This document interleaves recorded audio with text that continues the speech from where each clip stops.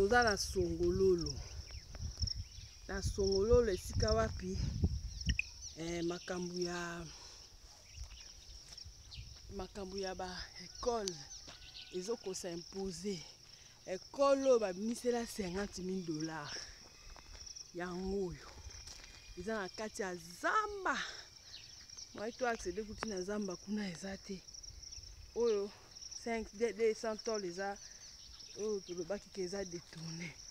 École yango yo.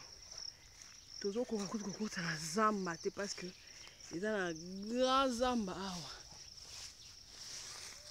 Oyo balobi $55,000 balia yango. École technique hein? Awa toza na Songololo. Bato bolanda biso très cher internaute. Songololo précisément na kati ya Songololo. Bomoni école abandonné mais ebimisa ba mbongo ebele. Oyo batole batama déjà kuna to bazozela fo batole. Etikala kaka batole l'école oyo. Mais ti lelo batolaka te. Tout le monde ekoma na zamba.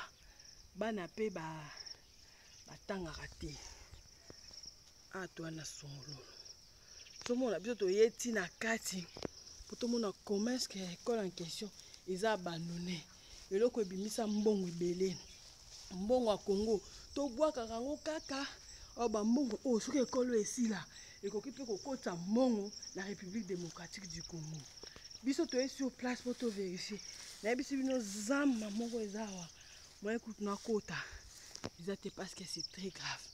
Très cher internaute bino bomoni. To sur place pe to moni bomoni niveau zamba. Eza na école o. Biso yeyo. Toza awa. Toyeti na zamba biso to baka. Il faut toya sur place.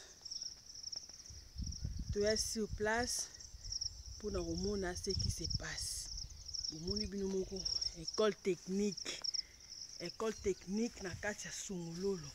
Comment cette école est abandonnée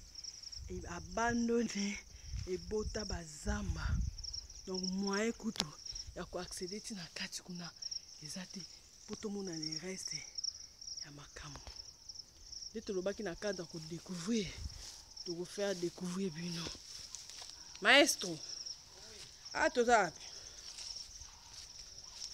Merci bandeko ya Marina Nzebo TV bisika bozali bamboti na bino to uti kimpese tozali na territoire na kati ya territoire ya Songololo bisika oyo administrateur du territoire afin de rappeler l'institution na ye.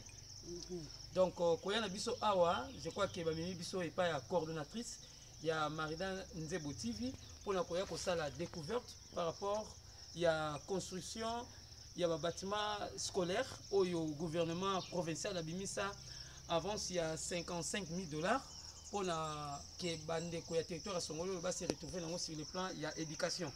Mais depuis le 11 novembre 2014 au ezaki signé par il a fait gouverneur Jacques Mbadou Sitou ninga bimisaki mbongo ti lelo botala bino moko lolenge kani ba bâtiment ekomi abandonné ezali na kati ya zamba. C'est comme si projet yango ezaki projet moko neti on peut dire ça neti projet balamike mais or ezali ya balamike te c'est gouvernement provincial et jusqu'à ce que tu aies komona que non ba makele bimaki concernant makambu ya 1000 tol et 1000 sacs à ciment ndenge bandai ko bimana ndenge moko ya désordre nde écréa ki ba problème na kati ya Kimpese. Alors c'est pourquoi Marina Nzebo TV c'est ko benga jolito ko maestro oyo aza collaborateur na ye tolongo na Kimpese ya fanya lokala alozwinga na Kimpese nde to komi na Songolo ko sala ba enquête total pe ndenge nini bâtiment ngo esukeli et na niveau nini oyo batikaki yango na montant ya $55,000. Na komona ngo zamba e mo ko kota kuteza te Vraiment to ko kota te. Leti ndako moko abandonné. Bien sûr, mais ezama donc oza na ko benga ngo eza abandonné mais ezali négligence. Donc mongo oyo bima na époque ya Joseph Kabila. Et les gens disaient beaucoup na Kabila qui abandonné ko sala le côté. Mais tala ba bijoux ya boye, batongi mais ba bâtiment inachevé. Et na montant wana oya $55,000 baba ki ezalika avance. Siko tolinga to ba reste wana o etikala et kenda wapi bazwa ou bien bazwa te. Donc merci coordonnatrice Marina Nzebo. Merci beaucoup, joli toko maestro, moi na yangana. Merci.